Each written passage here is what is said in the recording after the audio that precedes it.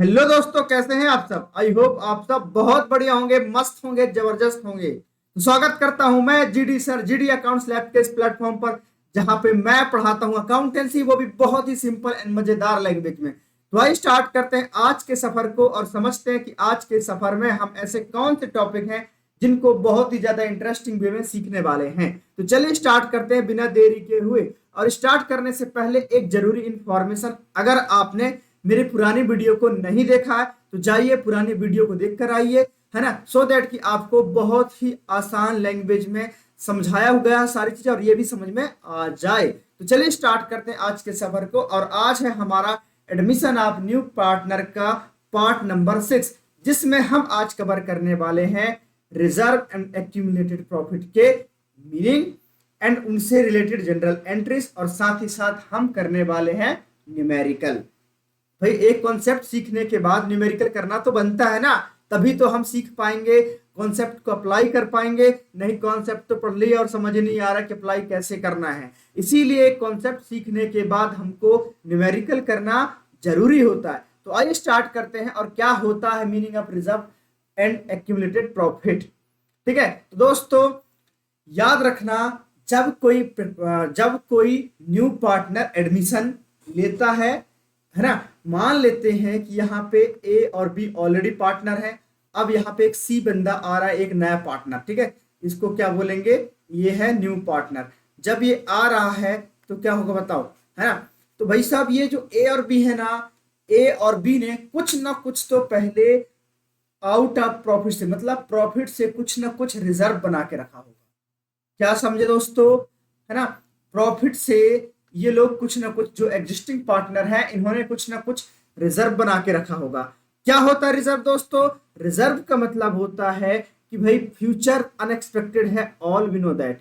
हम सभी जानते हैं कि फ्यूचर में क्या होगा, कैसे होगा, हम कुछ भी नहीं जानते। ठीक है, इसीलिए हम फ्यूचर अनएक्सपेक्टेड है उसको, फ्यूचर में भाई लॉस हो सकता है, कुछ जरूरत पड़ सकती है इमरजेंसी केसेस में, कोई क्लेम कर सकता है, ऐसे तरह तरह के खर्चे आ सकते हैं। तो उन खर्चे भाई हमारे पास हो सकते हैं उस टाइम पे, डायरेक्ट पैसा ना हो इतना लमसम। ठीक है, तो इन चीजों को, ये जो प्रॉब्लम आएंगी, इन प्रॉब्लम को सॉर्ट करने के लिए ये जो एग्जिस्टिंग पार्टनर होते हैं, या जो भी पार्टनर होंगे, ओल्ड पार्टनर जो भी मान लो आप, ये लोग क्या कर लेते हैं, अभी जो प्रॉफिट कमा रहे हैं, क्या कर रहे हैं, अभी जो प्रॉफिट कमा रहे हैं कि भाई अभी बढ़िया बिजनेस चल रहा है थोड़ा थोड़ा, तो जो प्रॉफिट जो कमा रहे हैं उसका थोड़ा थोड़ा पार्ट, क्या, थोड़ा थोड़ा पार्ट, कि भाई हो सकता है कुछ पार्ट, थोड़ा थोड़ा पार्ट क्या करते हैं ये लोग सेव कर लेते हैं, है ना। एक ये रिजर्व एक प्रकार का सेविंग है, लेकिन इन सेविंग का मतलब इन जनरल, हम अगर हम इंसान की लाइफ की बात करें तो वो इंसान इन जनरली क्या करता है, सेविंग करता है, सेव करता है अपने अमाउंट को फ्यूचर यूज करने के लिए। तो बस यहाँ पे क्या होता है, यहाँ पे भी फर्म सेव कर रही है, क्या कर रही है, फर्म सेव कर रही है। और फर्म सेव कर रही है अपने फ्यूचर के रिक्वायरमेंट को मीट करने के लिए। और इनके सेविंग के अलग अलग नाम होते हैं, सेविंग के अलग अलग नाम होते हैं फर्म में, क्योंकि सेविंग में मतलब फर्म को फ्यूचर में बहुत सारी चीजें की दिक्कत आ सकती है। तो ये क्या कर देती है, एक जनरली नाम दे देती है कि हम ये इसके लिए पैसा सेव कर रहे हैं, ये इसके लिए पैसा सेव कर रहे हैं। तो देखो, ये जो भी सेविंग हम कर रहे हैं ना, जो भी हम सेविंग कर रहे हैं, तो ये सेविंग एक प्रकार का क्या है दोस्तों, हमारा प्रॉफिट का ही है, हमारा प्रॉफिट का ही हिस्सा है। अगर प्रॉफिट नहीं होता, है ना, ये किसका पार्ट है, प्रॉफिट का पार्ट है। अगर प्रॉफिट नहीं होता तो क्या हम सेविंग कर पाते, ये सेविंग कर पाते, नहीं कर पाते। क्या समझे, कि अगर सेविंग सेविंग हम तभी कर पाते हैं जब हमको प्रॉफिट होता है। अगर प्रॉफिट ही ना हो तो क्या हम उसको सेव कर पाएंगे फ्यूचर यूज करने के लिए, क्या करेंगे भाई, प्रॉफिट निकाल से करेंगे। इसीलिए ये जो प्रॉफिट या रिजर्व होते हैं, एक्यूमुलेटेड प्रॉफिट एंड रिजर्व, कौन से, accumulated accumulated profit and reserve, ये जो एक्यूमुलेटेड प्रॉफिट एंड रिजर्व होते हैं, ये प्रॉफिट से बनाए जाते हैं, है ना, जो भी प्रॉफिट होता है उससे ही बनाए जाते हैं। ठीक है, और फ्यूचर में कोई प्रॉब्लम ना आए इसलिए बनाए जाते हैं। ठीक है, अब मैं सब कुछ समझाऊंगा कि कैसे क्या क्या नाम होते हैं। जैसे देखो अलग अलग नाम होते हैं, जैसे कि नाम क्या हो सकते हैं, यहाँ पे नाम बता सकता हूं मैं, लिख देता हूं। जनरल रिजर्व हो सकता है, क्या हो सकता है, जनरल रिजर्व हो सकता है। जनरल रिजर्व का मतलब होता है भाई इनका कोई स्पेसिफिक वो नहीं है ना, कि ये इसके लिए मीट करने के लिए बनाया गया है। जनरल मतलब जनरल है ना, इन जनरल अगर कोई प्रॉब्लम होती है इनको, फर्म को कोई भी प्रॉब्लम होता है नॉर्मली कि भाई लॉस हो रहा है या कुछ भी हो सकता है यार, तो इसको यूज कर लेगी फर्म, ठीक है, फ्यूचर में। इसके बाद कुछ उसके मतलब कि और क्या हो सकता है, और इसके कुछ स्पेसिफिक रिजर्व होते हैं जैसे कि WCR। WCR का मतलब वर्कमैन कंपनसेशन रिजर्व। और तीसरा और उसका IFR, है ना, और कुछ भी और रिजर्व फंड वगैरह जो भी समझ लो, है ना। तो ये कुछ हमारे क्या होते हैं, ये कुछ होते हैं रिजर्व, जो कि प्रॉफिट से बनाया जाता है, कि प्रॉफिट जो भी अभी हो रहा है इस प्रॉफिट को हम बाद में यूज कर लेंगे, प्रॉब्लम कुछ हो आएगी तो दोस्तों ये जो बनाया हुआ है ना, ये सब ओल्ड पार्टनर ने बनाया है। क्या मतलब, ओल्ड पार्टनर जो थे उन्होंने ओल्ड रेशियो में बनाया हुआ है ना। अब जब न्यू पार्टनर आएगा, क्या होगा, जब न्यू पार्टनर आएगा ना, तो भाई न्यू पार्टनर आएगा तो भाई इसका इन रिजर्व का क्या वो पार्ट था, है? ये जो रिजर्व बनाया है, क्या इन रिजर्व का न्यू अपकमिंग पार्टनर जो या न्यू या अपकमिंग पार्टनर है, क्या इन सब का पार्ट था? क्या इन्होंने उसने जो आ रहा है वो इसमें सपोर्ट कुछ किया था कि पैसा दिया था? नहीं ना। तो भाई जब उसने पैसा लगाया ही नहीं था, जब उसने पैसा दिया ही नहीं था, जब इसका कोई रोल था ही नहीं, तो उसका कैसे हकदार बनेगा? कैसे हकदार बनेगा? कैसे हकदार बनेगा? नहीं बन पाएगा। कैसे हकदार बनेगा? नहीं बनेगा ना भाई, जब उसने बनाया ही नहीं, उसने पैसा दिया ही नहीं, अरे जब उसको था ही नहीं ना, जो बिजनेस में था ही नहीं, तो कैसे बनेगा? इसीलिए क्या होता है, जितने भी एक्यूमुलेटेड प्रॉफिट एंड रिजर्व होते हैं या कभी लॉस भी हो गए, है ना, तो उन सबको पहले, सबसे पहले हम क्या करते हैं, सबसे पहले हम उसको क्या कर देते हैं दोस्तों, सबसे पहले हम उसको जो भी हमारे पास पड़े हुए हैं उसको हम ओल्ड पार्टनर के बीच में ओल्ड रेशियो में डिस्ट्रीब्यूट डिस्ट्रीब्यूट कर देते हैं। क्या कर देते हैं? डिस्ट्रीब्यूट कर देते हैं, मतलब बांट देते हैं। याद रखना कि जो भी हमारे पास एक्यूमुलेटेड प्रॉफिट इन रिजर्व है, क्योंकि जब नया बंदा आ रहा है और नया बंदा आएगा तो फ्यूचर अगर हम उसको रिटेन रखते हैं, नहीं बांटते हैं, है ना, अगर हमारा कोई कंडीशन नहीं बन रहा है, हम इसको क्या कर नहीं बांटते हैं, तो फ्यूचर में जो ओल्ड पार्टनर है उसको तो नुकसान होगा ना, इन्होंने जो बनाया था प्रॉफिट से, जो ओल्ड पार्टनर है उनको क्या होगा दोस्तों, नुकसान होगा। ये नुकसान ना हो इसीलिए इसको बांट दिया जाता है। और अगर नहीं बांटते, कभी कभी ऐसा होता है कि रिटेन अर्निंग मतलब सॉरी रिटेन्ड प्रॉफिट रखेंगे, ये रिजर्व होते हैं, इसको रिटेन रखेंगे, है ना, तो उसके लिए एक सहमति बना लेते हैं कि भाई इतना इतना ये जो गैप है इतना एक्स्ट्रा लेंगे बाद में, ये है ना, ठीक है। तो अभी तो आपको फ्यूचर का ये नहीं देखना कि ये लोग क्या करके रहे हैं, इसको कंटिन्यू कर रहे हैं। आपको ये देखना है कि कंटिन्यू नहीं, बल्कि ये लोग क्या कर रहे हैं, बांट ले रहे हैं। जो भी उनका प्रॉफिट से रिजर्व जो बने हुए थे, जो भी प्रॉफिट से जो भी रिजर्व बना हुआ था ओल्ड पार्टनर का था, क्या था, जो भी प्रॉफिट से रिजर्व बने हुए थे, वो रिजर्व कोई भी हो सकता है, रिजर्व फंड हो सकता है, जनरल रिजर्व हो सकता है, प्रॉफिट एंड लॉस का क्रेडिट बैलेंस हो सकता है, या फिर IFR हो सकता है, या फिर WCR हो सकता है। ये सब रिजर्व हैं, ये सब उनके हैं पुराने पार्टनर का है, इसीलिए पुराने पार्टनर अपनी रेशियो में मतलब ओल्ड रेशियो में विद इन ओल्ड पार्टनर क्या हो जाएगा, डिस्ट्रीब्यूट हो जाएगा। आई होप आपको बहुत अच्छे से क्लियर हो गया होगा कि इसका मतलब क्या होता है, एक्यूमुलेटेड प्रॉफिट एंड रिजर्व का मतलब क्या होता है, अच्छे समझ में आ गया होगा। तो क्या लिखा है इसमें, transfer of reserve accumulated profit and losses at the time of admission. When a new partner is admitted, जब नया पार्टनर एडमिशन लेता है, the reserve accumulated profit like general reserve, profit and loss account का credit balance, workman compensation reserve, या फिर और एक बताया था मैंने IFR, एंड एक्यूमुलेटेड लॉसेस जैसे कि प्रॉफिट एंड लॉस अकाउंट का debit balance, deferred revenue expenditure belong to the old partner, only these must be transferred to the old partner's capital account in their old profit sharing ratio before the new partner join। तो ये सब किसके होते हैं, ये सब कुछ होते हैं ओल्ड पार्टनर के। भाई जो भी उन्होंने बनाया है सब ओल्ड पार्टनर के होते हैं, इसीलिए न्यू पार्टनर का इसमें कोई रोल नहीं है। न्यू पार्टनर का कोई रोल नहीं है, कोई रोल नहीं है। तो जब उसका कोई रोल ही नहीं तो उसको क्यों मिलेगा, नहीं मिलेगा, है ना। क्या होगा, नहीं मिलेगा। जब भाई उसका कोई रोल नहीं होगा तो नहीं मिलेगा, जब नहीं मिलेगा तो ओल्ड पार्टनर में ही बट जाएगा, याद रखना।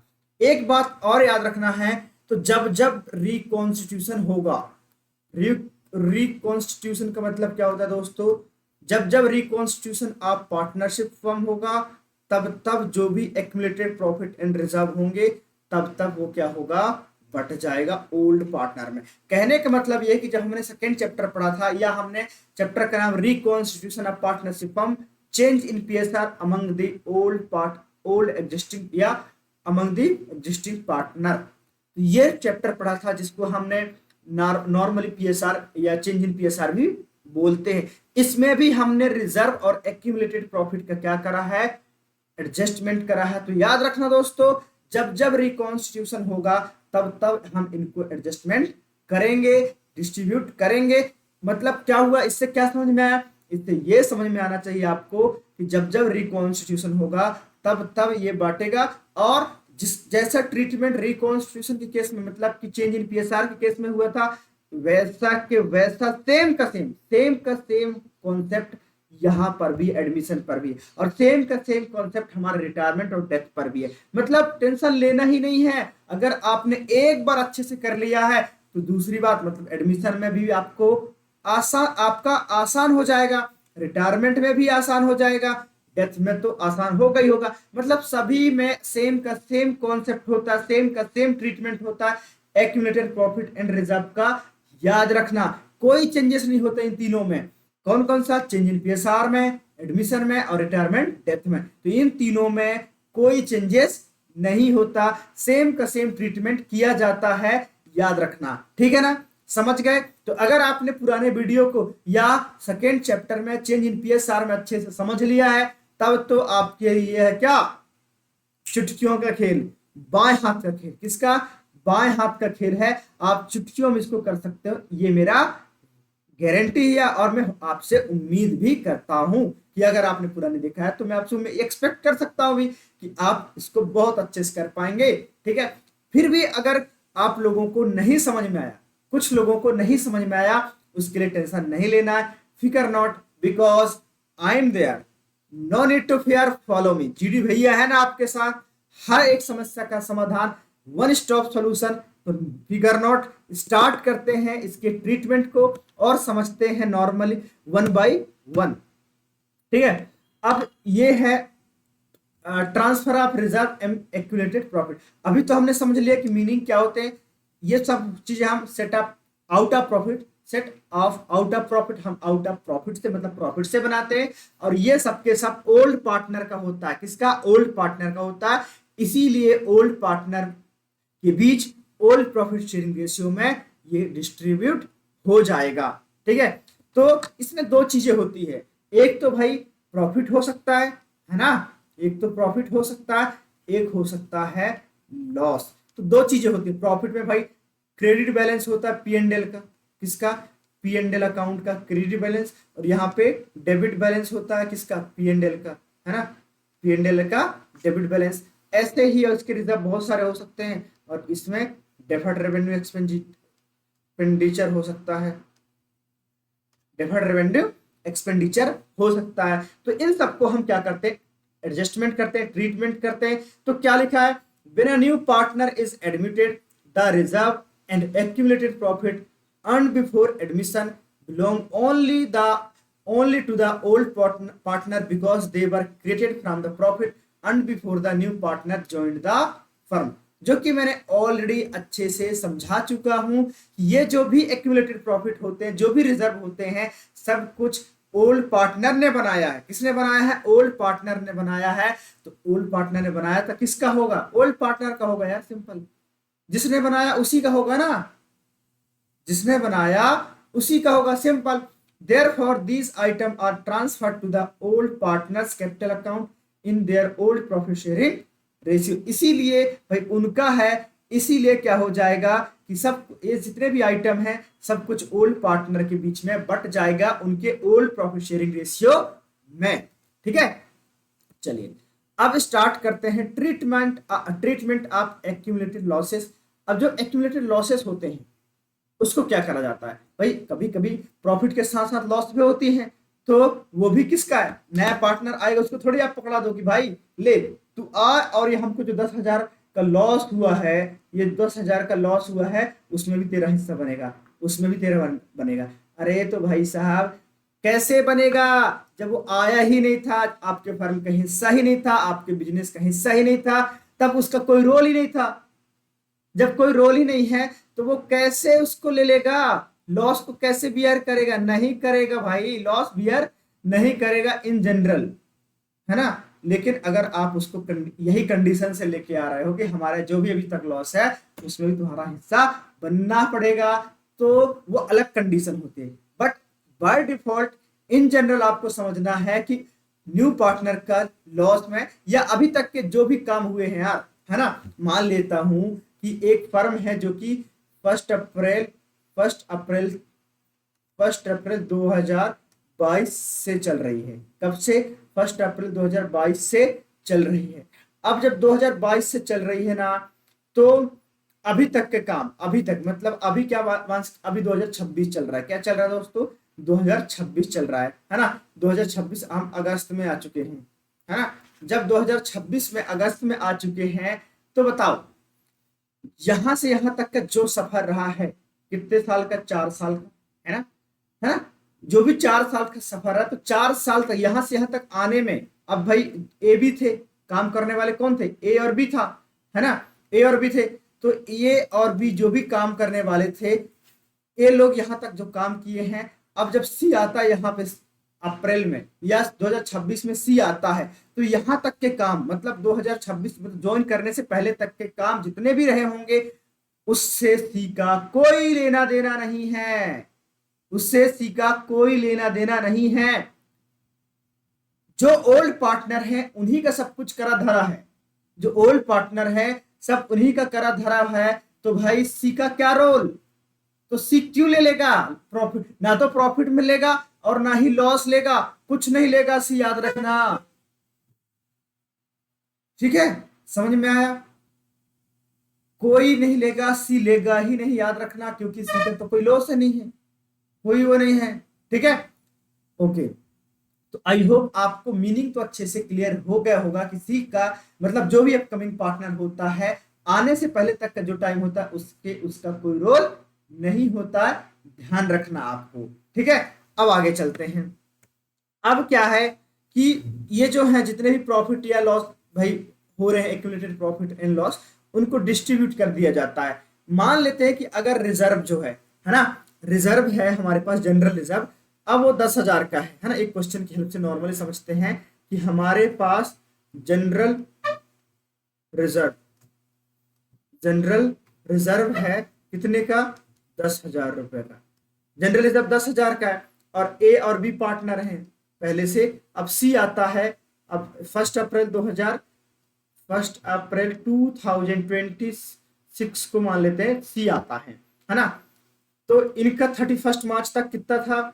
31 मार्च 2026 तक कितना था भाई? इनका 10,000 का जनरल रिजर्व में था। अब आपको इसका ट्रीटमेंट करना है और इनका रेशियो है 2:3। तब क्या करा जाए? एक क्वेश्चन बनेगा कि जनरल रिजर्व आप 10,000, जनरल रिजर्व कितने हो गए? 10,000। देयर आर टू पार्टनर ए और बी, उनका प्रॉफिट शेयरिंग रेशियो कितना? 2:3। एंड 1 अप्रैल 2026 को अब एक न्यू पार्टनर ज्वाइन करता है जिसका नाम है सी। तो उसके आने से पहले आपको ट्रीटमेंट करना पड़ेगा जो उनके पड़े हैं। तो जनरल रिजर्व प्रॉफिट में है, इसको बांट दो। क्या लिखते हैं भाई दोस्तों क्या लिखते हैं? General reserve account debit to चला जाएगा एस कैपिटल अकाउंट, टू चला जाएगा B's capital account, A's capital account और बीस कैपिटल अकाउंट, याद रखना एस कैपिटल अकाउंट और बीस कैपिटल अकाउंट ध्यान रखना, ठीक है। बस क्या 10,000 था, अब 10,000 का उस रेशियो में बांट दो, तो 10,000 का जब मैं इस रेशियो में बांटूंगा, है ना, तो 10,000 का ए का निकालूंगा तो ए का कितना हो जाएगा, ए का रेशियो कितना 2 अपॉन में 2 + 3 कितना होता है 5, तो 5 टू जा मतलब 2,000 आ गया, 2,000 इंटू 4 कितना हो गया 4,000 और जो बचा 6,000 वो किसका हो गया, बी का होगा, सिंपल। तो बस इतना ही याद रखना, मतलब जो भी रिजर्व में मतलब प्रॉफिट में बचा होगा वो डेबिट करके क्रेडिट कर देना है उनके कैपिटल अकाउंट में, बस खत्म। भाई जो भी प्रॉफिट होंगे, जो भी रिजर्व होगा उसको माइनस करना है, तो debit all the expenses and what losses. ये एक्सपेंस हुआ ना फर्म के लिए, अब गया, अब जा रहा है, प्रॉफिट किसका हुआ, अब बटा किसके कैपिटल अकाउंट में जाएगा, तो debit all expenses and losses, ठीक है। तो ये गया, अब जब तक था तो था क्रेडिट में, जब तक था तो क्रेडिट में था, अब वो जा रहा है तो डेबिट हो जाएगा, सिंपल है ना। डेबिट जैसे रूल ही हमारा पढ़ा था, है ना, कि debit all the expenses and losses, credit all incomes and gains. तो यहाँ पे इनकम तो हो नहीं रही, इनकम एंड गेन किसके लिए है, इनकम एंड गेन पार्टनर के लिए है, पार्टनर को कैपिटल अकाउंट में जा रहा है, और पार्टनर क्या है, एक इंसान है, मतलब पर्सनल अकाउंट में हम इसको ट्रीटमेंट करते हैं। तो जितने भी आपके प्रॉफिट होंगे, या तो भाई debit credit balance of profit and loss, या जनरल रिजर्व, या और भी कुछ, उन सबको डेबिट करके क्रेडिट कर देना है to the old partner in old profit sharing ratio, simple, ज्यादा दिमाग नहीं लगाना है, ठीक है। अब आ जाते हैं आगे। अब एक नया हम बात कर, नया क्या, ऑलरेडी हमने प्रीवियस चैप्टर में भी इसको समझा हुआ, that is what workman compensation reserve. क्या होता है दोस्तों, अगर आपने नहीं देखा उस वीडियो को तो कोई बात नहीं, मैं एक बार फिर से बता देता हूं कि वर्कमैन कंपनसेशन रिजर्व का मतलब क्या होता है। तो वर्कमैन कंपनसेशन रिजर्व का सिंपल मतलब होता है कि फ्यूचर अनएक्सपेक्टेड है। फ्यूचर क्या है, फ्यूचर अनएक्सपेक्टेड है, हम कुछ भी नहीं जानते, तो जब फ्यूचर अनएक्सपेक्टेड है दोस्तों, तो हम वर्कमैन कंपनसेशन रिजर्व बनाते हैं। मतलब कि जो हमारे बिजनेस में, जो हमारे फैक्ट्री में वर्कर काम कर रहे हैं, कौन काम कर रहे हैं, वर्कर काम कर रहे हैं, काम कर रहे हैं, तो जो वर्कर काम कर रहे हैं, क्या उनको कुछ नहीं हो सकता, क्या उनको कुछ नहीं हो सकता, हमारे फैक्ट्री में वर्कर काम कर रहे हैं तो उनको क्या कुछ नहीं हो सकता, काम करते करते हो सकता है किसी का एक्सीडेंटली डेथ हो जाए, कोई इमरजेंसी आ जाए, क्या होगा, एक्सीडेंटली किसी की डेथ हो जाती है, कोई इमरजेंसी हो जाती है, तब हम कैसे डील करेंगे, हम कैसे निपटेंगे। भाई साहब जब बिजनेस मेरा है, मेरी फैक्ट्री में काम कर रहे हैं, सुनना है अच्छे से, वर्कमैन जो है मतलब जो वर्कर हैं वो लोग, भाई बिजनेस मेरा है, मेरी फैक्ट्री में काम कर रहे हैं, तो अगर उनको कुछ एक्सीडेंटली कुछ हो जाता है, कुछ किसी की डेथ हो जाती है, बीमार पड़ जाते हैं, कुछ भी हो जाता है इमरजेंसी केस में, तो उनकी जरूरत पूरा करने का किसकी जिम्मेदारी है, मेरी जिम्मेदारी है ना। अगर उनको कुछ हो जाता है उसकी जिम्मेदारी किसकी है, मेरी जिम्मेदारी, क्योंकि मेरी फर्म में काम कर रहे हैं, या मैं बोल सकता हूँ मेरी कंपनी में काम कर रहे हैं, मेरी फैक्ट्री में काम कर रहे हैं। जब मेरी फैक्ट्री में काम कर रहे होंगे तो मेरी जिम्मेदारी बनती है कि उनका मैं अच्छे से ध्यान रखूं, अच्छे से ध्यान रखूं। तो भाई साहब अब ध्यान रखने के लिए मुझे, मेरे पास होने चाहिए पैसे, क्या होने चाहिए, मुझे उनको ध्यान रखने के लिए मेरे पास होने चाहिए पैसे, कि भाई अचानक किसी की डेथ हो जाती है, कोई इमरजेंसी केस हो सकता है, एक्सीडेंट हो सकता है, तो उस केस में भाई इन जनरली तो मेरा पूरा पैसा, मतलब देखो हर एक इंसान का पहले से ही जो इनकम होता है उसके हिसाब से पूरा सेट होता है कि यहाँ हम ये करेंगे, यहाँ हम ये करेंगे, यहाँ हम ये करेंगे, क्योंकि अगर वो सेट नहीं करेगा तो पैसा कहाँ जा रहा है, कहाँ से आ रहा है, समझ में नहीं आएगा। इन जनरली हमारे भी अगर जो कोई जॉब कर रहा है तो सैलरी मिल रही है तो उनके खर्चे पहले से डिसाइडेड रहते हैं, क्या होते हैं, खर्चे पहले से डिसाइडेड रहते हैं कि यहाँ पे हम इतना खर्चे करने वाले, यहाँ पे इतना खर्चे करते हैं, है ना। अगर कोई इमरजेंसी आ जाता है तो इसीलिए तो बनाया जाता है सेविंग, है ना, उस पैसे डेली के बेसिस पर खर्चा थोड़ी यूज कर सकते हैं। ऐसे ही अगर किसी वर्कर की एक्सीडेंटली कुछ हो जाता है, इमरजेंसी केस आ जाता है, तो उसको निपटने के लिए हमको चाहिए पैसे, और उस पैसे कहाँ से मिलेगा? इसीलिए जो भी फर्म होती है ना, जो भी फर्म होती है वो क्या करती है? वो वर्कमैन कंपनसेशन रिजर्व बना लेती है दोस्तों। क्या बना लेती है? वर्कमैन कंपनसेशन रिजर्व बना लेती है कि अगर कोई प्रॉब्लम होती है तो मैं इस पैसे को वर्कर को दे सकता हूं, फ्यूचर में इस पैसे को वर्कर को दे सकता हूं। तो क्या होता है इसका मतलब? कंपनसेशन मतलब वर्क में जो भी वर्कर को कुछ हो जाए उसको पैसा देने के लिए क्या हो जाएगा? वो कंपनसेट करने के लिए, बोल सकते हैं कंपनसेट करने के लिए क्या रिजर्व बना लेती है। इसी को बोला जाता है वर्कमैन कंपनसेशन रिजर्व। वर्कर को अगर कुछ हो जाता है तो उसको देने के लिए, पैसा देने के लिए जो रिजर्व बनाया जाता है उसी रिजर्व को वर्कमैन कंपनसेशन रिजर्व के नाम से जानते हैं। समझ गए? बताओ। मैं ऐसा उम्मीद करता हूं कि आपको बहुत अच्छे से समझ में आ गया होगा, गारंटीड, क्योंकि मैंने इस टॉपिक को बहुत ही सिंपल लैंग्वेज में बताया है और बताने की कोशिश करी है, बताया है। मुझे भी भरोसा है कि मैंने बहुत ही सिंपल लैंग्वेज में बताया है, और मेरा यह भी भरोसा है कि आपको भी ये बात समझ में आ गया होगा बहुत अच्छे से।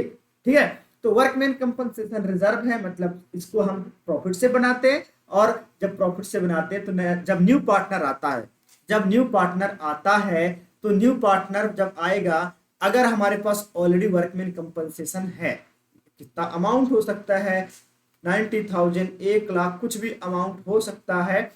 तो भाई न्यू पार्टनर का तो कोई रोल ही नहीं है इसमें। क्या न्यू पार्टनर का कोई रोल है? नहीं है। जब कोई रोल नहीं है तो क्या करेगा? उसको हम कुछ थोड़ी दे देंगे। जब उसका कोई रोल ही नहीं तो हम क्यों देंगे? जब उसका कोई रोल ही नहीं है तो नहीं देंगे।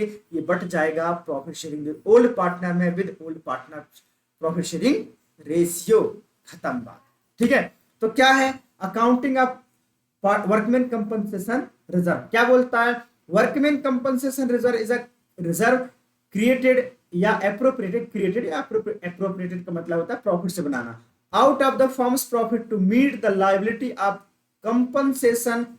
compensation payable to employee if such a claim arise, such as in case of the accident.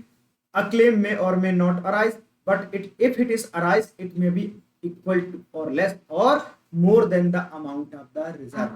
तो क्या बोल रहा है क्वेश्चन भाई साहब? या क्वेश्चन तो क्वेश्चन ये नॉर्मली आपका डेफिनेशन है जिसको आपको एग्जाम में लिख के आना है। तो क्या है वर्कमैन कंपनसेशन?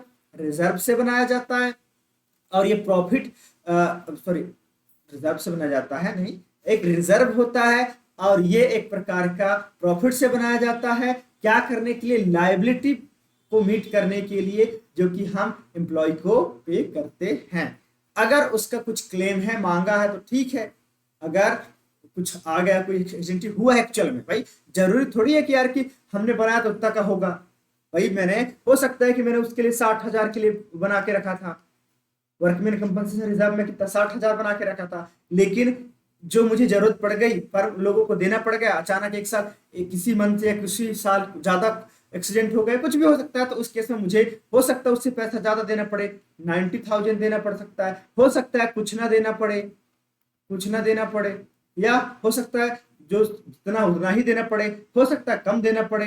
तो ऐसे अलग अलग केसेस हो सकते हैं, तो आपको फिक्र लेने का नहीं है। तो अगर जब जी अलग अलग जब होंगे, कुछ अलग अलग केसेस होंगे, हर एक केस में अलग अलग हम एंट्री करने वाले हैं। तो आइए देखते हैं हमारे केस नंबर 1 से। केस नंबर 1 क्या कहता है?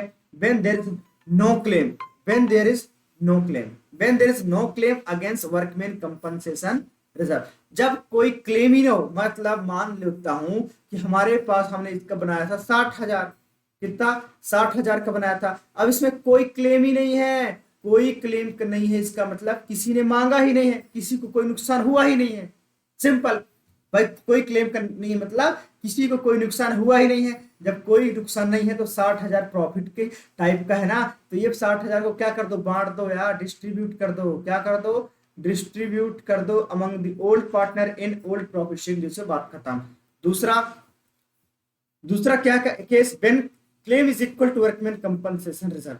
जैसे कि मान लेते हैं 60,000 का क्या था हमारा रिजर्व, अब जो क्लेम आया कुछ एक्सीडेंट हुआ तो उस केस में 60,000 ही लोगों ने मांग लिया, तो भाई अब हमारे पास कुछ बचा ही नहीं बांटने के लिए, जीरो बचा, तो क्या करेंगे, बात खत्म। ठीक है, अब देखते हैं क्वेश्चन की हेल्प से। वैसे मैंने आपको बहुत अच्छे समझाने की कोशिश करी है, इसमें मैंने ज्यादा टाइम नहीं लगाया, मैं आपको समझा दिया है डायरेक्ट कि क्या है कि when claim is equal to workman compensation reserve, कि अगर वर्कमैन कंपनसेशन आपका 60,000 है और किसी का एक्सीडेंट हुआ है ना, एक्सीडेंट हुआ तो एक्सीडेंट में उसने 60,000 रुपए मांग लिए, तो आपके पास जितना था उतना चला गया, आपके पास कुछ नहीं बचा, सिंपल चला गया। तो आइए देखते हैं क्वेश्चन की हेल्प से और समझने की कोशिश करते हैं इसका जनरल एंट्री क्या करते हैं। जैसे लिखा है to distribute workman compensation reserve, जो कि कितना 90,000 है, at the time of admission if R, है ना, ऑफ आर, देखो भाई, and when there is no claim against it, the firm has to partner P and Q. तो पार्टनर के नाम क्या है, पी और क्यू है। ठीक है, अब एक आर आ रहा है। ठीक है, अब उससे पहले 90,000 का क्या था, वर्कमैन कंपनसेशन रिजर्व था। इनका पीएसआर नहीं दिया, मतलब प्रॉफिट शेयरिंग रेशियो नहीं दिया। जब प्रॉफिट शेयरिंग रेशियो नहीं देगा ना दोस्तों, तो आपको इसको इक्वल मान लेना। क्या मान लेना है, इक्वल मान लेना बाय डिफॉल्ट, है ना। When there is no information given about profit sharing ratio, जब कोई भी इंफॉर्मेशन, जब कोई भी जानकारी हमको ना दिया हो कि प्रॉफिट शेयरिंग रेशियो इनके बीच का क्या होगा, उस केस में जो भी जितने भी पार्टनर होंगे उनके बीच प्रॉफिट शेयरिंग इक्वल का होगा, मतलब बराबर बराबर बट जाएगा। तो भाई यहाँ पे ए में क्या बोल रहा है कि वर्कमैन कंपनसेशन रिजर्व को आपको क्या करना है, उसको आपको 90,000 पड़ा हुआ है उसको डिस्ट्रीब्यूट करना है, क्योंकि इसमें कोई क्लेम नहीं है। तो क्लेम नहीं, किसी ने मांगा नहीं तो हमारा ही है ना। जब किसी ने मांगा ही नहीं तो किसका है दोस्तों, हमारा ही है। जब मांगा है नहीं है तो हमारा है, तो क्या कर देंगे, हम क्या कर देंगे, बांट देंगे, सिंपल बांट देंगे। कैसे बटेगा दोस्तों, ऐसे बटेगा। कैसे बटेगा, पहला कि WCR, जो भी WCR है हमारा, work main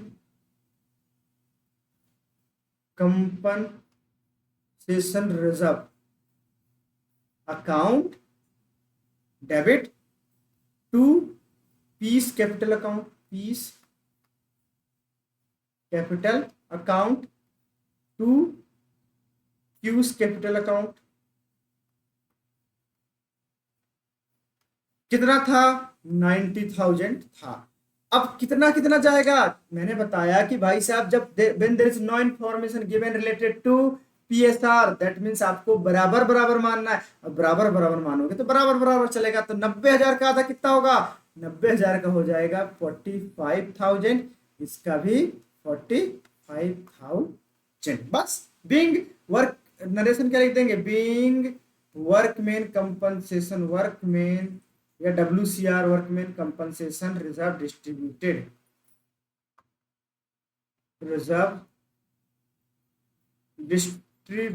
among old partner in old ratio, distributed लिख दो, बात खत्म। ठीक है, ये एंट्री करना है पहले केस में, समझ गए, है ना। आई होप समझ में आ गया होगा, है ना, कोई टेंशन की बात नहीं है कि when there is no claim, जब क्लेम किसी ने मांगा नहीं है तो जितना भी ये सब हमारा है, मतलब पार्टनर का है। जब जितना भी हमारा ही है तो ओल्ड पार्टनर, क्योंकि ओल्ड पार्टनर ने बनाया था ना, तो न्यू पार्टनर का इसमें कोई रोल ही नहीं होगा।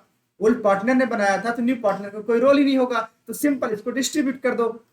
दूसरा केस क्या था, दूसरा केस बोला है to distribute workman compensation reserve, जो कि 90,000 का था, at the time of admission if R when there is claim of 60,000।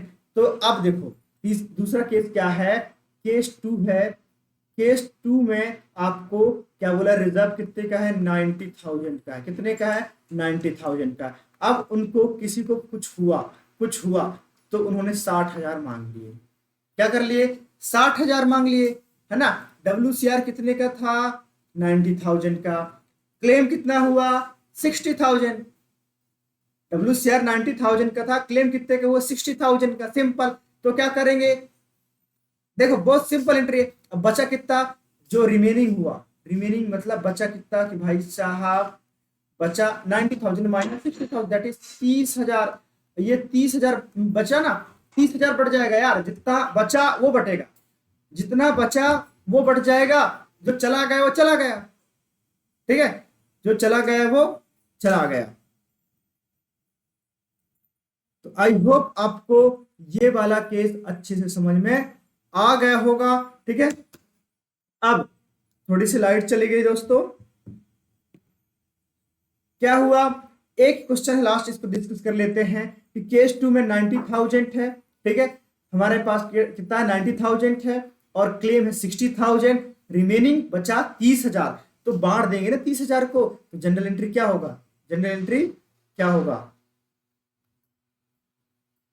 General entry simple है, क्या करेंगे, W C R account debit to, पहली बात तो डब्ल्यू क्लेम में हो गया ना, जाएगा डब्ल्यू क्लेम, और जो बचे, जो बचा कौन, पीस कैपिटल अकाउंट, जो बचा पैसा वो उसमें चला जाएगा, है ना, और टू क्यूज कैपिटल अकाउंट, बस खत्म बात। तो भाई हमारे पास कितना था, डब्ल्यू 90,000 का था, डब्ल्यू कितने का था, 90,000 का था, क्लेम कितना हो गया 60,000, मतलब एक्सीडेंटली जो भी जरूरत पड़ी उनको 60,000 की, तो 60,000 चला गया उसमें, जो बचा 30,000, जो बचा 30,000 वो जो ओल्ड पार्टनर थे कौन थे, पी और क्यू, उनको बढ़ जाएगा इक्वल रेशियो में, किसमें, इक्वल रेशियो में, 30,000 का आधा कितना होता है, 30,000 का आधा होता है 15,000, और ये भी होता है 15,000, बात खत्म, सिंपल, ठीक है। तो क्या लिखेंगे नरेशन में, being remaining workman compensation reserve distributed, या एडजस्टेड बोल सकते हो, या डब्ल्यू, नॉर्मली आप ऐसा भी लिख सकते हो, being W C R adjusted, ठीक है। तो आई होप दोस्तों आपको समझ में आ गया होगा। तो आज के इस क्लास में हम इतना ही रखते हैं, और मैं एक बार से रिकैप कर देता हूं कि हमने आज क्या समझा, क्या पढ़ा। तो दोस्तों आज हमने पढ़ा है क्या, एक्यूमुलेटेड प्रॉफिट एंड रिजर्व के बारे में, क्या पढ़ा है, एक्यूमुलेटेड प्रॉफिट एंड रिजर्व के बारे में, और लॉस हो तो उसके बारे में, साथ ही साथ हमने कुछ केसेस देखे हैं डब्ल्यूसीआर के, जो कि 2 केस हमने सीख लिए हैं, टोटल होते 5 case, there will be 5 case total, है ना, उसमें से हमने 3 केसेस, 2 केसेस समझ लिए हैं, 3 और केसेस जो होते हैं उनको हम नेक्स्ट क्लास में पढ़ने वाले हैं, तो टेंशन नहीं लेना है, जुड़े रहना मेरे साथ। और दोस्तों एक और आपसे रिक्वेस्ट है कि वीडियो अगर आपको पसंद आए तो लाइक, सब्सक्राइब एंड शेयर करना ना भूलें, ठीक है। तो आई होप आपको दोस्तों समझ में आ गया होगा, और आज की इस क्लास को यहीं पे करते हैं द एंड।